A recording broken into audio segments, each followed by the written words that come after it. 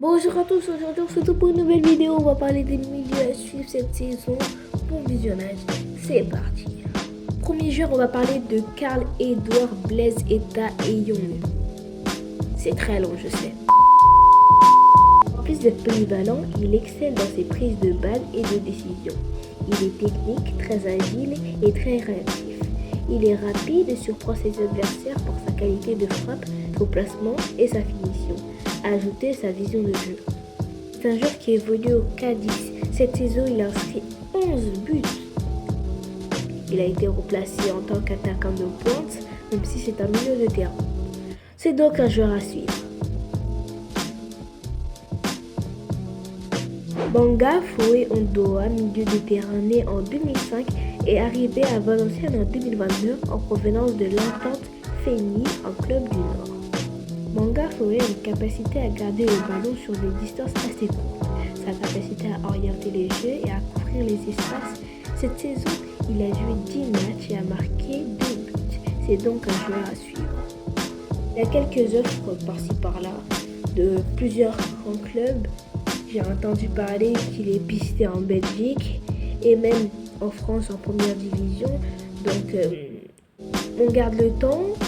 Voilà, pourquoi pas qu'ils viennent peut-être même chez les U23 ou même chez les A. Comme ça, on sécurise la voie. Comme ça, on est sûr qu'il joue pour le Cameroun après. C'est vraiment une pépite à ne pas lâcher, à ne pas rater. Surtout que là, il commence à devenir titulaire avec Valenciennes. Donc, c'est vraiment un bon jeu. Et à suivre.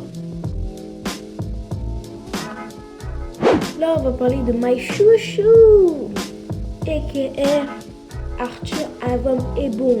On va parler de ses qualités.